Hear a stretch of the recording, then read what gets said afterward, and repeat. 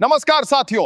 बिहार की राजनीति और समाज इस समय ऐसे मोड़ पर आकर खड़े हैं जहां लिया जाने वाला हर फैसला सिर्फ सरकार की नहीं बल्कि आने वाले समय में पूरे राज्य की सामाजिक दिशा तय करने वाला साबित हो सकता है। यह वही बिहार है जिसने कुछ साल पहले एक बड़े और साहसिक निर्णय के जरिए देश भर का ध्यान अपनी ओर खींचा था। उस वक्त उस फैसले को लेकर उम्मीदें भी थीं, आशंकाएं भी थीं और भावनात्मक समर्थन भी खुलकर देखने को मिला था। आज वही विषय फिर से चर्चा में है, लेकिन परिस्थितियां पहले जैसी नहीं है। जमीनी सच्चाई बदल चुकी है और सत्ता के भीतर सोच का तरीका भी अब ज्यादा व्यावहारिक नजर आने लगा है। जब शराबबंदी का कानून लागू किया गया था, तब इसे केवल प्रशासनिक कदम नहीं माना गया, बल्कि इसे सामाजिक सुधार की एक बड़ी पहल के तौर पर पेश किया गया था।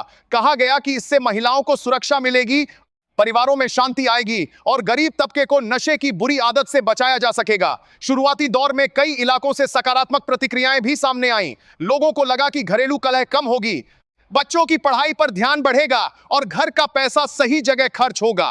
खासतौर पर महिलाओं के बीच इस फैसले को राहत के रूप में देखा गया और उन्होंने खुलकर इसका समर्थन किया।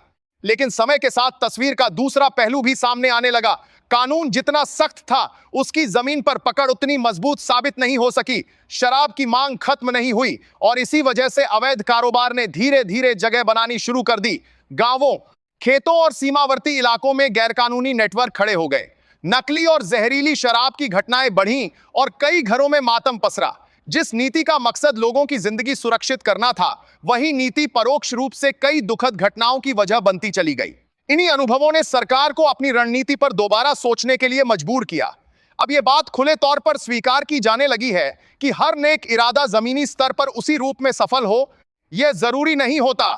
मुख्यमंत्री नीतीश कुमार के हालिया बयानों से यह संकेत मिलता है कि सरकार अब भावनाओं से ज्यादा परिणामों को आधार बनाकर फैसले लेना चाहती है। उनका रुख साफ है कि किसी भी नीति को उसके असर से परखा जाना चाहिए। अगर कोई व्यवस्था समाज को फायदे से ज्यादा नुकसान पहुंचा रही हो, तो उसमें बदलाव करना जिम्मेदारी है, न कि हार मानना। सरकार के स्तर पर अब यह विचार सामने आ रहा है कि पूरी तरह प्रतिबंध लगाने के बजाय सख्त नियंत्रण के साथ अनुमति देना ज्यादा कारगर हो सकता है।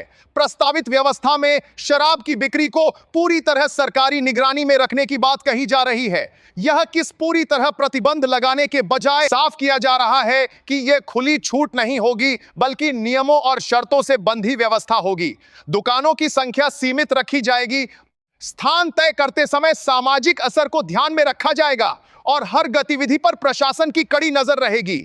त्योहारों के आसपास इस व्यवस्था को लागू करने की चर्चा का मकसद भी यही बताया जा रहा है कि प्रशासन पहले से तैयार रहे और किसी तरह की अव्यवस्था नहीं फैलने पाए। इस पूरे बदलाव के पीछे आर्थिक कारण भी अहम भूमिका निभा रहे हैं।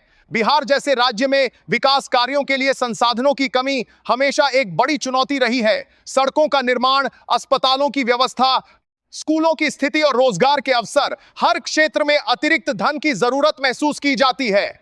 सरकार का मानना है कि नियंत्रित शराब नीति से मिलने वाला राजस्व इन जरूरतों को पूरा करने में मदद कर सकता है। यह भरोसा भी दिया जा रहा है कि इस आय का बड़ा हिस्सा महिलाओं, बच्चों और स्वास्थ्य से जुड़ी योजनाओं पर खर्च किया जाएगा, ताकि सामाजिक संतुलन बना रहे और पुराने उद्देश्यों को पूरी तरह भुलाया न जाए। हालांकि राजनीति में कोई भी फैसला बिना विरोध के नहीं आता। जैसे ही नीति में बदलाव के संकेत सामने आए, सियासी माहौल गरमाने लगा। विपक्ष ने इसे सरकार की नाकामी करार दिया और कहा कि सत्ता ने अपने पुराने वादों से पीछे हटने का फैसला कर लिया है। उनका आरोप है कि जिस नीति को कभी नैतिकता और सामाजिक सुधार का प्रतीक बताया गया था, उसी से हटना जनता के भरोसे को ठेस पहुंचाने जैसा है। महिलाओं की सुरक्षा को लेकर भी गंभीर सवाल उठाए जा रहे हैं और आशंका जताई जा रही है कि शराब की उपलब्धता बढ़ने से घरेलू हिंसा और पारिवारिक तनाव फिर से बढ़ सकता है। वहीं सत्तारूढ़ दल और उसके समर्थक इस बदलाव को समय की जरूरत बता रहे हैं। उनका तर्क है कि किसी भी नीति को हमेशा के लिए स्थिर मान लेना समझदारी नहीं होती। अगर जमीनी हालात यह दिखा रहे हो कि प्रतिबंध के कारण अपराध और अवैध कारोबार फल फूल रहा है, तो उस रास्ते को बदलना ही बेहतर विकल्प हो सकता है। उनका दावा है कि नियंत्रित व्यवस्था से माफिया पर अंकुश लगेगा, जहरीली शराब से होने वाली मौतों में कमी आएगी और कानून व्यवस्था को भी राहत मिलेगी। आम लोगों के बीच भी इस मुद्दे पर साफ तौर पर बंटी हुई राय देखने को मिल रही है। शहरी इलाकों में रहने वाला एक वर्ग इसे आर्थिक गतिविधियों के विस्तार के रूप में देख रहा है। होटल, पर्यटन और छोटे व्यापार से जुड़े लोग उम्मीद लगाए बैठे हैं कि इससे रोजगार बढ़ेगा और निवेश का माहौल सुधरेगा। वहीं ग्रामीण क्षेत्रों और कस्बों में कई महिलाएं और सामाजिक संगठन चिंतित नजर आ रहे हैं। उनका मानना है कि शराब की उपलब्धता बढ़ने का सबसे गहरा असर गरीब परिवारों पर पड़ेगा, जहां पहले से ही सीमित आमदनी के बीच नशे की लत घरों को तोड़ सकती है। सरकार इन आशंकाओं को दूर करने की कोशिश में लगी हुई है। नई नीति में नशे की हालत में वाहन चलाने, सार्वजनिक स्थानों पर शराब सेवन और नियमों के उल्लंघन पर सख्त सजा के प्रावधान की बात कही जा रही है। इसके साथ ही नशे की लत से जूझ रहे लोगों के लिए परामर्श और पुनर्वास केंद्र खोलने की योजनाएं भी सामने आई हैं। युवाओं को जागरूक करने के लिए स्कूलों और कॉलेजों में विशेष अभियान चलाने की बात भी की जा रही है, ताकि जिम्मेदारी का संदेश दिया जा सके। अगर पूरे घटनाक्रम को समग्र रूप से देखा जाए तो यह साफ होता है कि बिहार का यह सफर कभी भी आसान नहीं रहा। शराबबंदी एक ईमानदार कोशिश थी, लेकिन उसके परिणाम उम्मीदों के अनुरूप नहीं रहे। अब सरकार एक नए प्रयोग की ओर बढ़ रही है, जो अपने आप में कम चुनौतीपूर्ण नहीं है।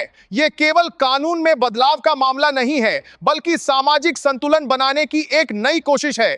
आने वाले समय में ही यह तय होगा कि यह रास्ता बिहार को स्थिरता और विकास की ओर ले जाता है या नई समस्याओं को जन्म देता है। फिलहाल इतना तय है कि बिहार एक बार फिर देश की नजरों में है। हर कदम पर नजर रखी जाएगी और हर नतीजे पर बहस होगी। यह सिर्फ शराब नीति में बदलाव नहीं, बल्कि बिहार की सामाजिक और राजनीतिक समझ को परखने की एक और बड़ी परीक्षा है।